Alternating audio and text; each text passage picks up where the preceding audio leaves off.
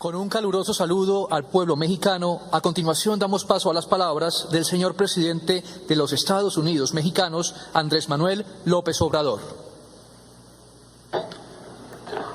Amigas, amigos, participantes de esta conferencia latinoamericana y del Caribe sobre drogas. Celebramos esta iniciativa del presidente Gustavo Petro y coincidimos con las conclusiones de este encuentro, de esta conferencia. Solo voy a referirme a asuntos de carácter general y al final quiero puntualizar sobre lo que trata el documento que se va a suscribir de manera conjunta. Pienso que lo fundamental para enfrentar el flagelo de la drogadicción y de la violencia está en atender las causas con un nuevo criterio, no pensar solo en medidas coercitivas. Tenemos que poner por delante el criterio de que la paz es fruto de la justicia.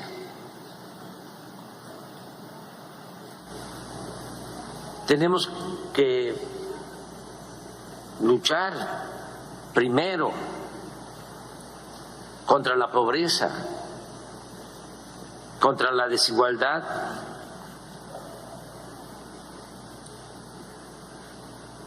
para enfrentar el problema de la violencia. Hay que ofrecer empleos, buenos salarios, atender a los jóvenes, garantizarles la oportunidad de estudio, de trabajo. También fortalecer nuestros valores culturales, morales, espirituales.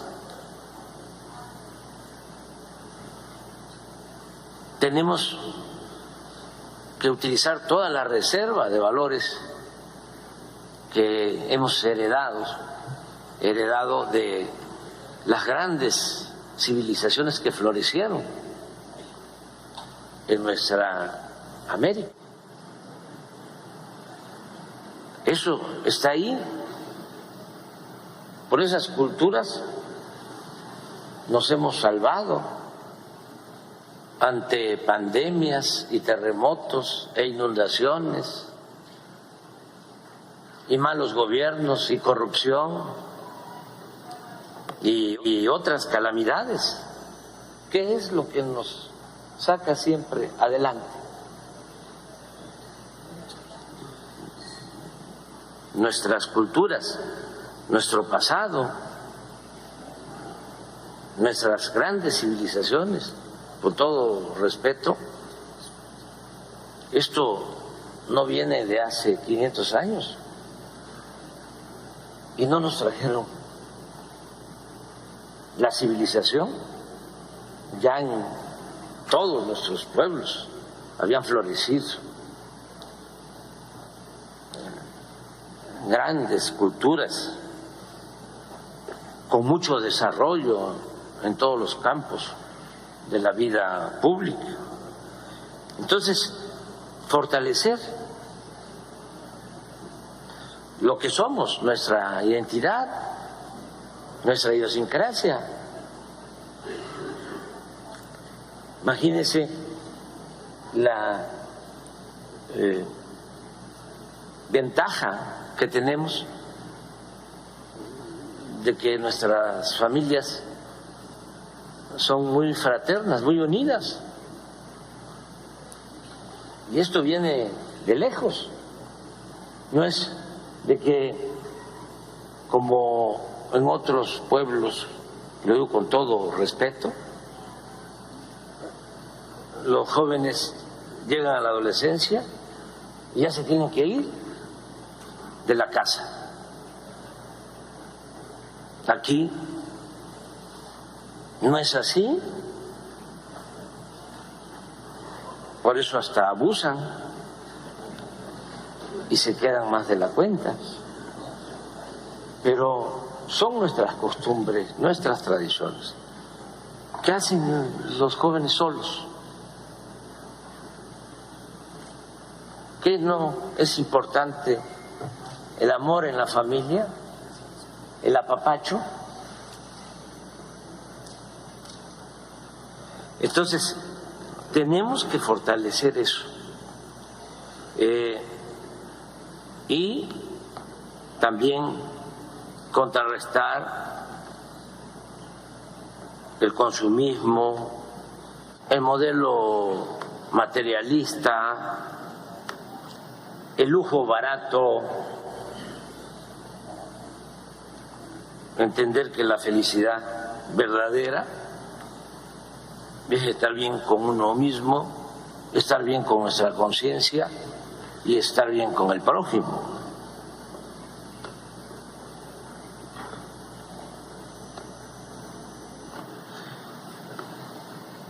De modo que tenemos que fortalecer todos estos valores y enfrentar el modelo que han venido imponiendo, individualista, que no nos ayuda en nada. Pienso que, aunque no sea un problema nuestro propiamente, o que no nos afecte de manera directa, tenemos la obligación moral y por humanismo debemos de participar en el combate al consumo del fentanilo en Estados Unidos. Es una pandemia que están enfrentando. No es un asunto nada más cuantitativo. No es decir, pierden la vida 100,000 jóvenes cada año por el consumo del fentanilo, y dar la espalda y decir, a nosotros no nos importa. Tenemos que actuar con humanismo y entender que, independientemente de nuestras diferencias, por encima de banderías partidistas y de posturas ideológicas, están los derechos humanos. Y el principal derecho humano es el derecho a la vida, y ayudar en todo lo que podamos. Desde luego, hacerlo con respeto a nuestras soberanías y también buscando que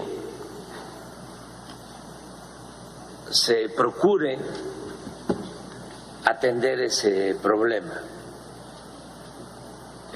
de fondo, porque no es eliminar el fentanilo. Si hay consumo, es que algo anda mal en esa sociedad, porque puede desaparecer el fentanilo y va a surgir otra sustancia igual de dañina o peor. Puntualmente diría algunas cosas para terminar. Que nosotros procuremos con inversiones propias y también con inversión de organismos financieros internacionales, apoyar más la actividad productiva del campo en nuestros países, para sustituir la siembra de marihuana, de amapola, de cocaína, por la siembra de maíz, de frijol, de cacao, de café, frutales y miles de millones de árboles frutales y maderables, con el propósito también de cuidar nuestra naturaleza.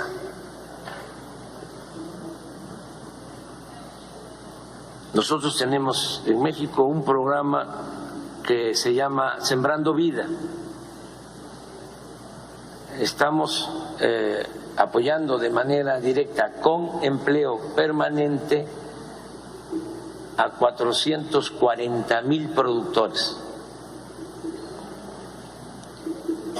que se les entrega un subsidio para que cultiven sus parcelas, sean ejidatarios, comuneros, pequeños propietarios, y que siembren árboles frutales, maderables, ya en más de 1 millón de hectáreas.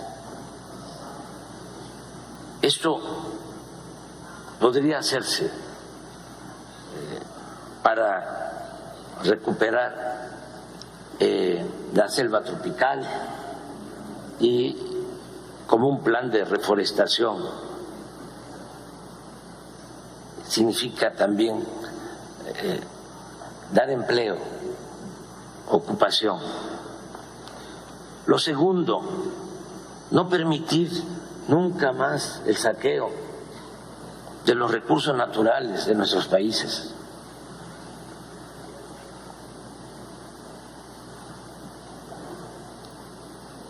Más que una pandemia, una peste, es la corrupción.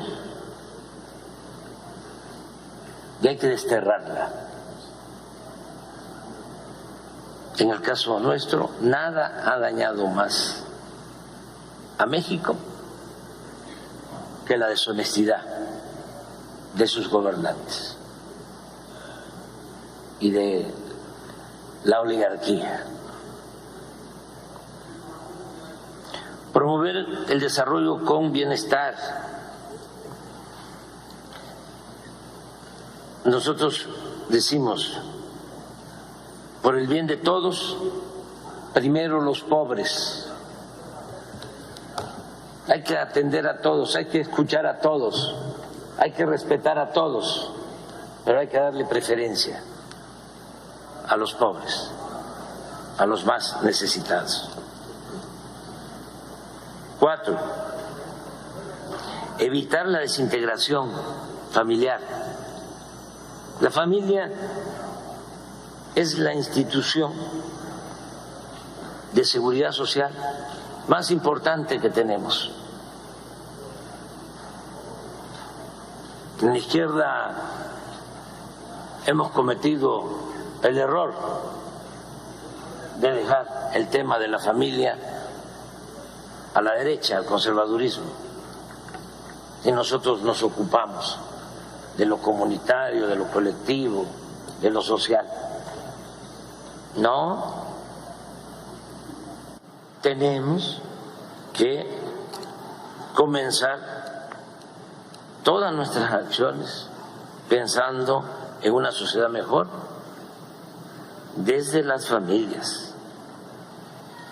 Y lo otro que es también básico, atender a los jóvenes. En el caso de nuestro país es muy vergonzoso que nunca se hizo nada por los jóvenes. Lo más destacado fue que en el sexenio pasado se acuñó la frase discriminatoria de llamarle a los jóvenes niñis, que ni estudian ni trabajan.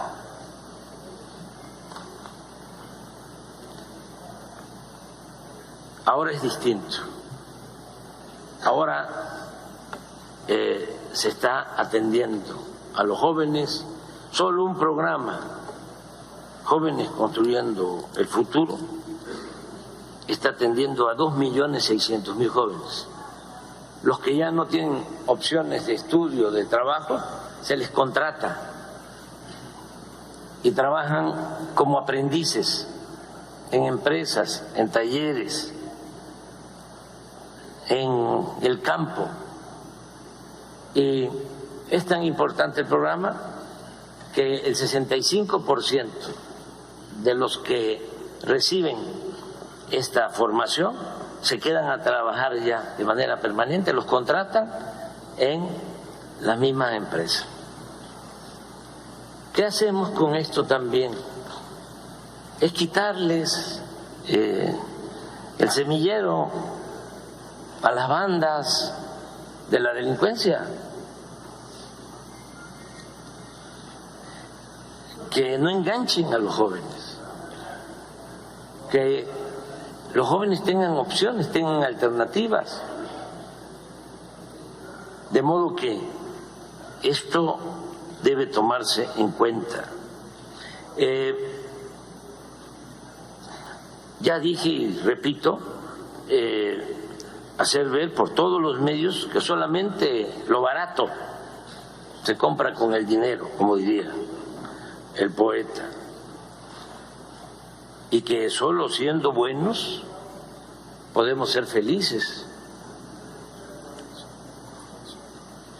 Nada de el modelo este de las series famosas, de las muchachas y los muchachos guapos, y de las residencias, y de los carros de lujo. Hay que mostrar la otra cara de la moneda, como el que consume fentanilo pierde la vida en 6 meses y se quedan chimuelos y andan como zombies, pero de eso no se habla ni se difunde nada en los medios de comunicación convencionales. Todo lo pintan color de rosa. Entonces, sí es importante informar. Y para el caso nuestro, para el caso de nuestros países, orientar mucho, porque imaginemos si aumenta el consumo de fentanilo en nuestros países, sería terrible. Entonces sí hay que prevenir y hay que orientar mucho. Por último, el presidente Petro lo sabe muy bien y lo aplica. No debemos optar por el uso de la fuerza, no a la guerra.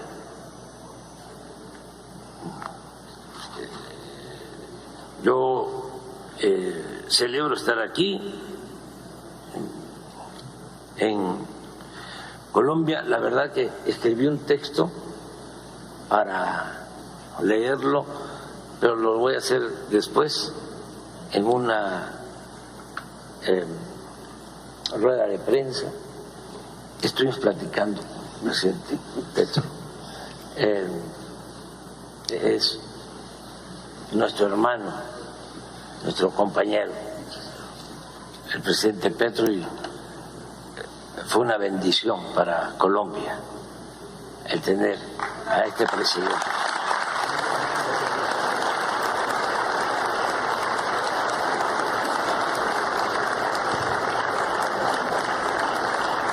Aunque lo voy a decir al rato, me voy a repetir. Ayer me comentaban de que antes en Colombia se decía que la oligarquía se creía inglesa, que la izquierda de Colombia se sentía franceses, pero que el pueblo de Colombia se sentía mexicano. Muchas gracias.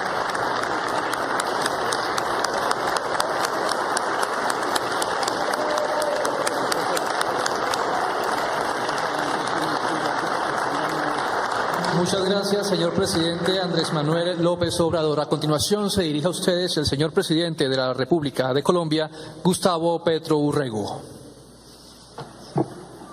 Y que el pueblo mexicano se sienta colombiano y que todos nos sentimos latinoamericanos, que ese es el objetivo de esta conferencia. La latinoamericanidad. Y el Caribe, que no es latina, y los pueblos afros, que no son latinos, y los pueblos indígenas, que tampoco son latinos. Esa es nuestra diversidad. Americanos, sí. Y somos americanos. En esa diversidad que es tan fundamental, tengo que hacer aquí el saludo protocolario y se me había olvidado. Tengo que agradecerle a usted, señor presidente, compañero presidente. Mañana estaremos donde asesinaron a un compañero presidente. Tengo que agradecerle por la hospitalidad que México va a otorgar al quinto ciclo que se va a realizar en el mes de noviembre en el diálogo de paz entre el gobierno y el Ejército de Liberación Nacional, ELN. Esperemos, ha venido avanzando con pasos ciertos como nunca había ocurrido el proceso de paz entre el Estado, la sociedad y el ELN. Y esperemos que con su hospitalidad demos aún pasos todavía mayores en un tema que tiene que ver con la paz de Colombia, que en el fondo es también la paz de América Latina y en cierta forma del mundo, porque hacemos parte de este planeta. Y tema que, si lo miro desde la perspectiva de la paz, tiene que ver con este tema que estamos aquí dialogando y discutiendo. Le agradezco al gobierno mexicano su presencia aquí, a Andrés Manuel López Obrador, a su delegación, a los ministros, ministras de Relaciones Exteriores, embajadores, jefes de misiones diplomáticas acreditadas en Colombia, observadores internacionales y delegaciones de los países que nos acompañan, el gobernador del departamento del Valle encargado, José Fernando Gil, el alcalde de Santiago de Cali, Jorge Iván Ospina, aquí presente, los medios de comunicación nacionales e internacionales. A todos los presentes, han participado 17 países a ese nivel, participantes, y hay 10 países más que han sido observadores de este evento. Este evento que el presidente Andrés Manuel López planificamos un poco, ideamos en México, cuando fui allí en la visita, tiene un propósito. Yo soy un poco más afanado en conseguir los propósitos y estos temas tendrán mucho más largo aliento que incluso nuestra propia existencia. Pero tiene un propósito, y es que América Latina hable por sí misma y no repita los discursos oficiales del poder mundial. en este tema específico. Que podamos a partir, porque hemos vivido la experiencia, la estamos viviendo, de estos 50 años en el caso de Colombia, que es por donde comienza este problema, que ahora es un problema americano, en todo el sentido de la palabra, de las Américas. Pero tenemos esa experiencia de 50 años, una experiencia sanguinaria y feroz. Y se empieza a repetir desde hace algunas décadas en otros países, México. Por eso, quizás el hecho de que sea Colombia y México los citantes de esta reunión tiene un sentido, un valor en el planeta Tierra, en la humanidad. Porque nosotros somos las mayores víctimas de esta política. Y empiezo por subrayar la palabra víctimas, no victimarios. En los 50 años nos han señalado como victimarios. Y ha sido tanto el temor ante el poder mundial de nuestras capas dirigentes de la política, que entonces lo único que hemos hecho es, de una manera vergonzante, porque sabemos qué pasa en nuestros países. Hay un dicho popular en Colombia que es ser más papistas que el Papa. Es decir, repetir el discurso oficial de la lucha o de la guerra contra las drogas durante 50 años.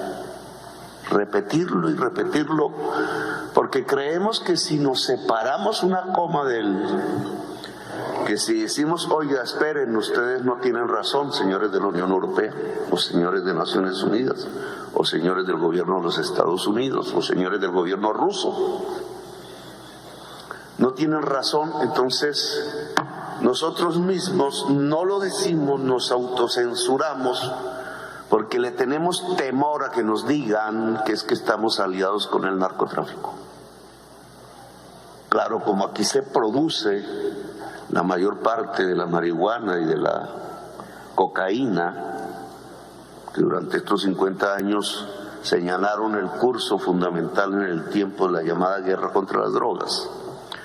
Entonces nos da miedo a decir, oiga, lo que ustedes, que tienen la mayor parte de los consumidores de esas drogas en sus sociedades, nos da miedo a decirles que están equivocados.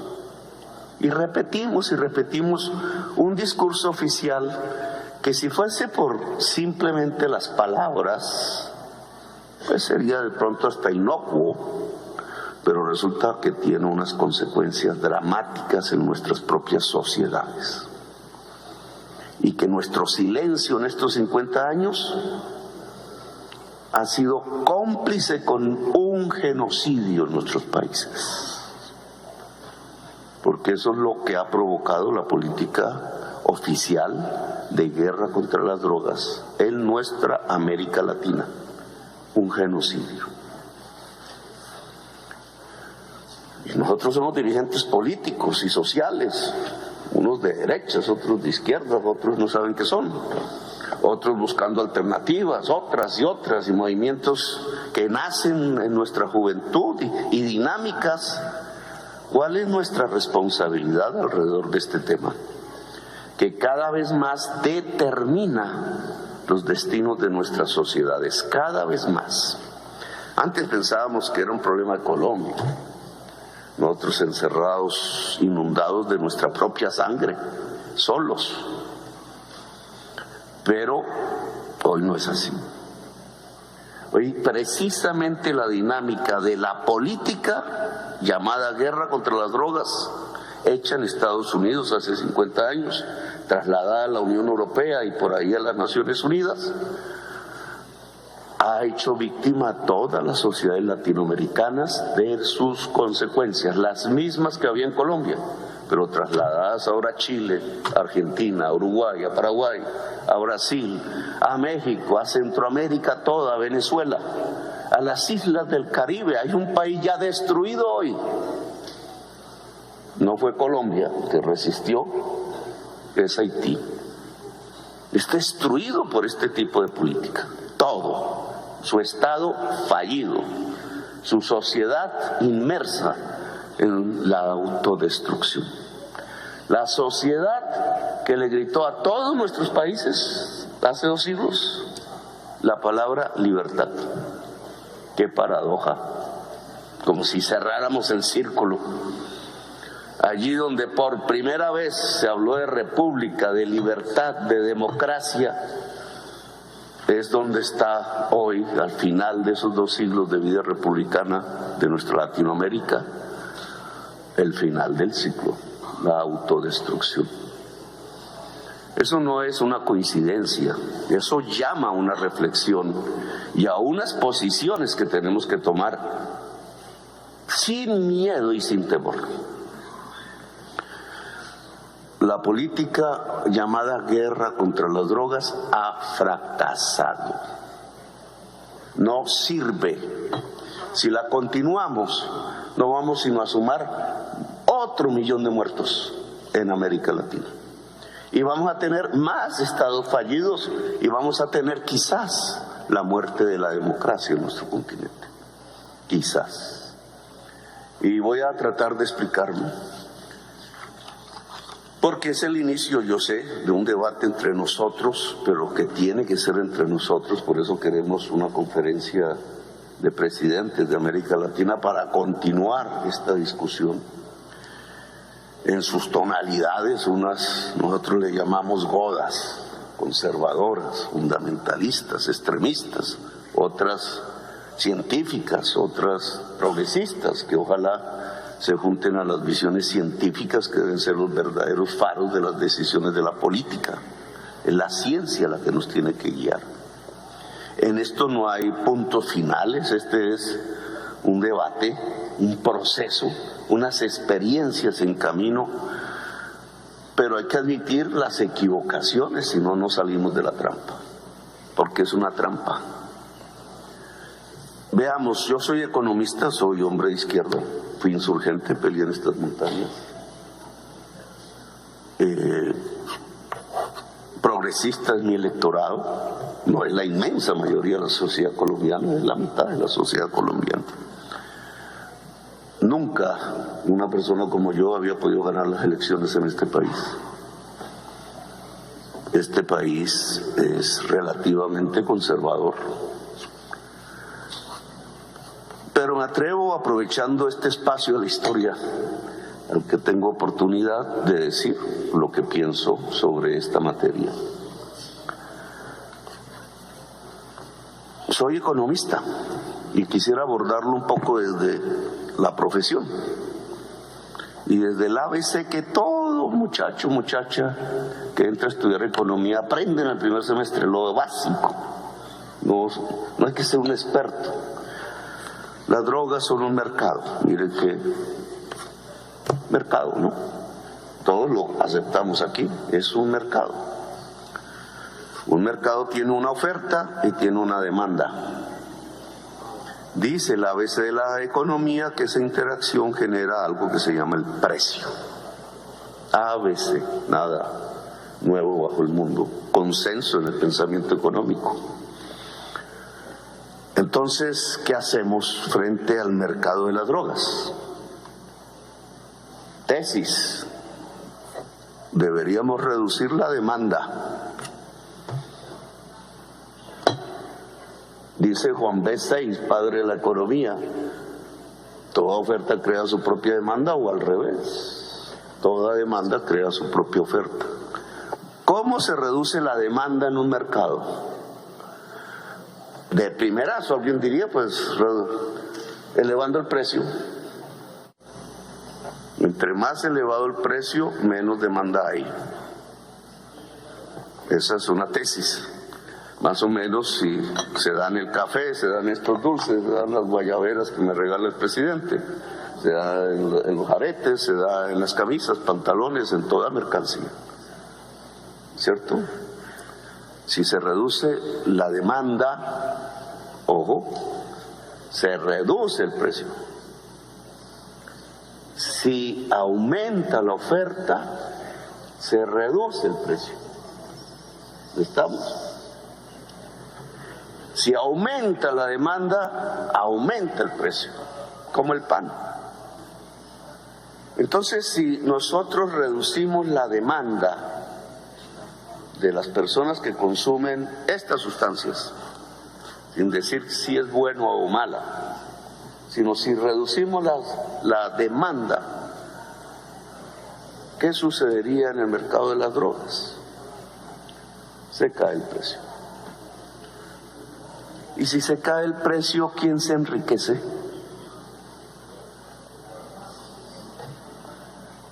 Quizás nadie, incluso todos quedarían del lado de la oferta. Se acaba el narcotráfico, amigos y amigas. Para acabar el narcotráfico hay que reducir la demanda. Ahora, la demanda se reduce en el caso de las drogas a partir del precio. ¿Es el precio la variable que mueve el consumo de las drogas? De tal manera que si yo elevo sustancialmente el precio, ¿se acabaría la demanda? ¿O al revés? No. La demanda por drogas depende no del precio, depende de unos factores, y ahí el problema. Según la ciencia, de gentes que se vuelven adictas sin saber, incluso todavía no se sabe por qué una persona se vuelve adicta al alcohol y otra consumiendo el mismo alcohol no, o al café, que tiene cafeína. No, hay adicciones que habría que desde la ciencia mitigar. Tesis discutidas en la Bogotá humana: las adicciones crecen porque hay falta de afectos en la sociedad, es decir, de amor. ¿Cuál es el antídoto contra el consumo de drogas? El amor. Mire qué diferente el discurso oficial al que estamos pronunciando. Sociedades que se van quedando sin amor, que van rompiendo las comunidades porque hay que competir, y entonces el hombre del éxito y la mujer del éxito, y lo que ven por los comerciales. ¿Cómo es un hombre de éxito, Álvaro? Más o menos así como Álvaro. ¿Cómo es una mujer de éxito? ¿Cómo le venden a uno eso en la cabeza? En la educación que hacen los medios de comunicación y la publicidad y el mercado alrededor del éxito de una persona. Se van rompiendo las familias, va siendo la soledad. La soledad aparece como el factor de mayor producción de consumo de drogas. Las sociedades con más soledad son más consumidoras. ¿Es la mexicana la más consumidora? ¿Es la colombiana? No es si nos arriba una calle y los muchachos y las muchachas se están mirando entre sí. Vayan a una calle en Bruselas o en Nueva York, ¿y qué encuentran? La experiencia de andar en una calle bogotana o caleña, o una calle norteamericana o Norteamérica de los Estados Unidos, es totalmente diferente. Y no simplemente por culturas, es porque así lo produjo un sistema económico. Antes los franceses bailaban alrededor del vino, que es una droga, y sus fiestas eran enormes en los pueblos franceses. Hoy no hay sino soledad. El capitalismo, en su fase más tardía, llevó a las sociedades que hoy consumen drogas a la soledad, y por eso consumen drogas. La droga reemplaza la falta de afecto y la soledad. Pero esto no se puede hablar entonces. ¿Por qué? Porque la política oficial no está en este mercado en recortar la demanda. Esta es en recortar la oferta y a la fuerza. La demanda no está aquí en la política oficial. Y miren las cosas que se van produciendo en estos discursos que se vuelven como verdad cierta y que son simple hipocresía. recortar la oferta por decreto y usar el Estado para acabar la oferta. Esa es la guerra contra las drogas. ¿Sí o no? Y no nos enseñaron los mismos Estados Unidos, la misma experiencia histórica y lo que hoy es Rusia, que el Estado no puede acabar el mercado. Si yo escucho a la derecha, no me está diciendo exactamente eso, que qué equivocación de los bolcheviques, de los socialistas, de los comunistas, ahora dicen de los terroristas, de pretender que desde el Estado y por decreto se podía acabar el mercado, que fue lo que pretendió el socialismo soviético, ¿o no? Pues fracasó el socialismo soviético. Fracasó. Ese mundo no era cierto. No se puede acabar el mercado por decreto. No se puede con el Estado acabar el mercado subsiste. Lo cual significa que el socialismo no se construye desde el Estado. Pero bueno, esa es otra discusión. Si esa es la experiencia histórica que hemos vivido en el siglo XX, si la ilusión del socialismo soviético desapareció en el 89 y nos convencimos nosotros y todos que el Estado no puede acabar el mercado, ¿cómo es que aquí en esta política de guerra contra la droga nos dicen que el Estado puede acabar el mercado? ¿No es una contradicción en los términos? Oiga, si la Unión Soviética se acabó, ahora nosotros pretendemos que el Estado acabe la oferta por decreto, usando los fusiles, los militares, las naves. Nos invitan a una conferencia en la Unión Europea de ministros de defensa.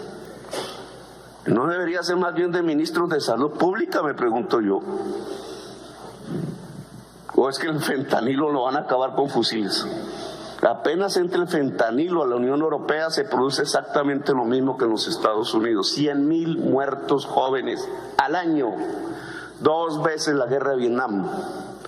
La cocaína en Estados Unidos mataba 4,000 al año. Y la marihuana, ninguno. Y ahora son 100,000. Con fusiles, con calabozos, con cárceles privadas, metiendo otros 10 millones de norteamericanos a la cárcel. ¿Así se va a acabar?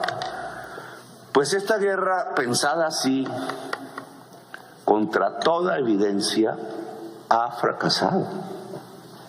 Ha fracasado. Si yo digo esto en una prensa, un medio de comunicación, siempre alguien me va a decir, oye, ¿y qué usted está pensando? Que entonces toda la juventud se vuelva drogadicta. Usted está pensando, usted es un aliado de los narcotraficantes, ya me lo dicen. No, porque cada dólar que se invierte en recortar la demanda ayuda a la familia a que no se produzca la adicción. Cada dólar que vaya al hospital público, al médico, a la salud mental, a psicólogos, a psicólogas, a jugar en los jardines infantiles, a crear amor, ayuda a reducir la demanda por drogas. Pero cada dólar que se dedica a recortar la oferta, hace crecer el precio. Y si crece el precio, los narcotraficantes tienen más dinero para comprar fusiles, para comprar vehículos blindados, para comprar misiles, para comprar políticos, para comprar senadores, para comprar generales, para comprar jueces, para comprar presidentes. Y entonces aquí está nuestra historia latinoamericana reciente. Si cogemos todos los presidentes y políticos que han sido puestos presos y condenados por sus relaciones con el narcotráfico en todos nuestros países, encontraríamos que todos repetían el discurso oficial de la guerra contra las drogas. Más papistas que el Papa. Hipócrita. Aquí en Colombia ordenaban fumigar decenas de miles de campesinos con un veneno que se llama glifosato.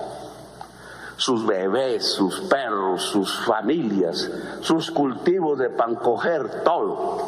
Porque así se combatía el narcotráfico, decían. Ordenaban ir a los campos y el que tuviera un campo de hoja de coca, capturarlo y meterlo en la cárcel, 25% de los presos. El que vendía droga en un barrio, cogerlo preso, generalmente un joven, y a la cárcel. Y el que consumía, a la cárcel. Cualquiera que fuese la cantidad de droga que tuviera en un bolsillo. Una guerra entre la policía y la juventud civil en los barrios populares. Una guerra civil, todos los días, todas las noches. Y ese mismo político que ordenaba hacer eso, se abrazaba en la noche en los clubes con el más grande narcotraficante de Colombia. Yo afirmaba en mis discursos, los senadores de la República hacían por las mañanas las listas de quienes iban a ser asesinados y por las noches hacían leyes de la República. El 35% del Senado de la República en la época paramilitar era aliado de los paramilitares, que era la organización narcotraficante más grande del mundo. 35% del Senado de la República, todo fue a parar a la cárcel. Estados que se van volviendo narcoestados.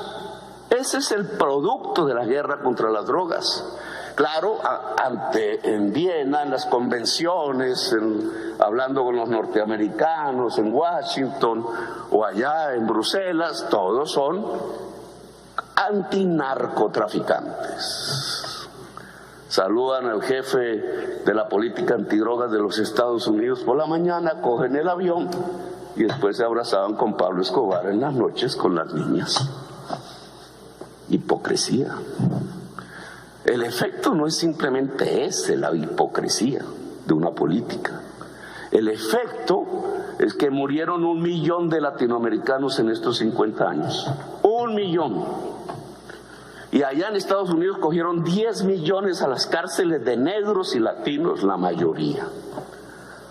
Y nuestros estados hoy tienen regiones, subregiones bajo control mafioso, no bajo control de la democracia. Incluido Haití, que está todo ya bajo ese control. Y hemos tenido presidentes que son narcotraficantes, y políticos y dirigentes, en todas las vertientes de la ideología. Y el culpable ha sido el campesino, el humilde. Y los hemos llevado a la cárcel y les hemos bombardeado sus cultivos. Y en Colombia hay una guerra eterna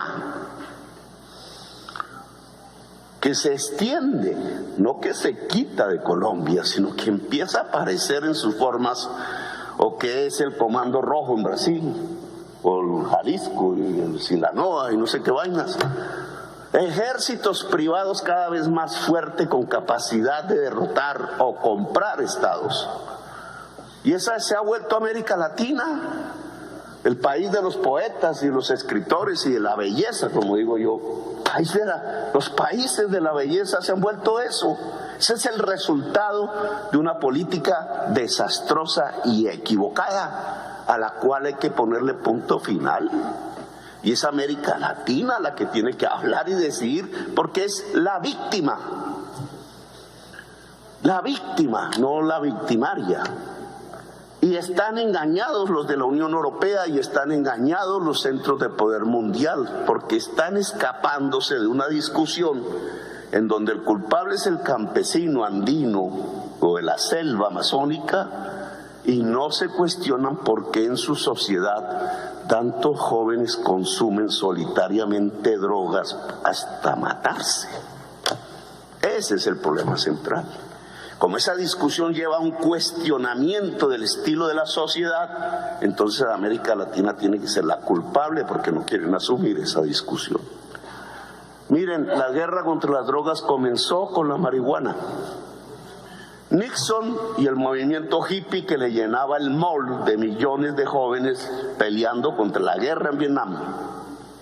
¿Fue así o no fue así? Los hippies consumían marihuana y LSD. Ni el LSD mata ni la marihuana mata, pero ahí decretó la guerra porque no quería que la juventud norteamericana atacara la guerra en Vietnam. Y resulta que se producía marihuana en Colombia, en la Sierra Nevada de Santa Marta. Esa decisión de Nixon creó la mafia colombiana. Una por ahí que había en la selva, en la Sierra Nevada de Santa Marta. Ahora, hace 50 años tenemos mafias cada vez más poderosas, multinacionales, ya no son colombianas, ya no son mexicanas, son americanas, por la marihuana. ¿Cuánta gente mataron en Colombia por la marihuana? ¿Cuánta gente colombiana fue encarcelada por la marihuana? Y no acaba la Convención de Viena de decir que la marihuana es una medicina. Entonces, ¿quién nos devuelve los muertos? ¿Quién nos devuelve el dolor de las familias? ¿Quién nos devuelve al estado en que Colombia no tenía mafias? ¿Quién? O sea, nos mataron gente porque sí, por dominar, porque un señor regodo como Nixon se le ocurrió que los hippies eran su enemigo y entonces tenían que volver la marihuana un delito, y se tiraron a Colombia, se tiraron nuestro país, lo dañaron de esa manera, y todavía bajo ese precepto mantienen esta política que llaman guerra contra las drogas para que muera 1 millón de latinoamericanos más. Ya en perspectiva, en 50 años, el fentanilo les mataría 5 millones de norteamericanos. Y había otro 1 millón de muertos latinoamericanos. ¿Y cuántos millones presos? Fracasaron. Eso no sirve. Así no es. No se puede recortar la oferta. Corrompemos al ejército, a la policía, al Estado. Corrompemos la democracia, la matamos. Tenemos que proteger a los consumidores. Tenemos que construir unos entornos alrededor de los consumidores que no son nada más especial, tecnológicamente hablando, que amor. Allá en Estados Unidos tienen que construir más amor. En Europa, menos carros, más amor. Menos lujos, más amor. Menos calles de moda, más amor. Y verán cómo se reduce la demanda. Y lo mismo nosotros, los latinoamericanos. Puede haber las toneladas de fentanilo que haya, con capacidad de matar medio país, porque solo se necesita la punta de este lápiz para echarla en este café, y la persona tiene una altísima probabilidad de quedar adicta porque es 50 veces más poderosa que la heroína y mata. Le pasa a los Estados Unidos.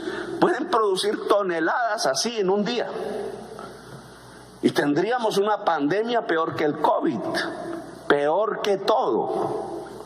¿Cómo nos defendemos de eso? Eso no se produce en los campos, no se produce en América Latina, no lo producen campesinos, no es una planta, es simplemente una fabriquita que combina unos químicos. ¿Cómo van a combatir eso? Eso se combate con amor, señores. Fentanilo se vuelve nada, un polvo de color por ahí, no sé qué color tendrá. Nada, no sirve, no se vuelve mercancía si no hay quien la consuma. Y para que no haya quien la consuma, la sociedad tiene que ser solidaria, calurosa, amorosa.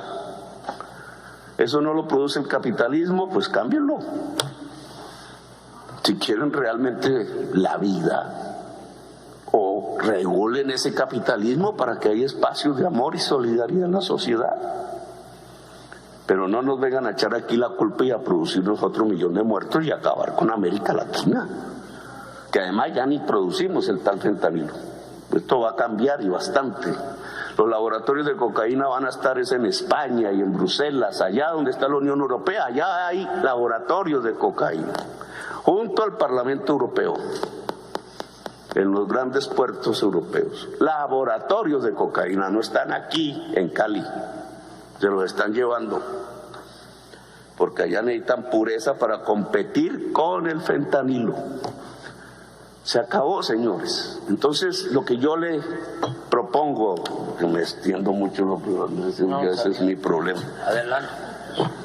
Lo que yo le propongo a los expertos, las expertas que han venido aquí, delegaciones participantes de América Latina y observadores de fuera, es que reunamos los presidentes, demos un paso más. Lo que yo propongo es tener una voz diferente y unificada, que defienda nuestras sociedades, nuestro futuro y nuestra historia. Y dejar de repetir un discurso fallido que ya fracasó. Sin vergüenza. Sin vergüenza. ¿Qué es lo que significa la palabra? ¿Por qué? Porque no tenemos nada que ocultar. Porque los que han cometido los errores no somos nosotros realmente. Los que hemos puesto la sangre somos nosotros. Los que hemos puesto el dolor somos nosotros. Los que nos han destruido la belleza somos nosotros. La ilusión somos nosotros. Allá también hace 50 años, como en una paradoja, allá en La Moneda mataron a un presidente porque tenía una ilusión y hizo ilusionar a su pueblo con la justicia social. Ahí acabaron un camino que hasta ahora retomamos. Por eso mañana estaremos allá para decirle al pueblo latinoamericano que es el momento de reconstruir la ilusión y la esperanza, y no es repitiendo guerritas y guerras tan sanguinarias y feroces y tan equivocadas como la mal llamada guerra contra las drogas, mirando las drogas como un problema militar y no como un problema de salud de la sociedad. Gracias, muy amable.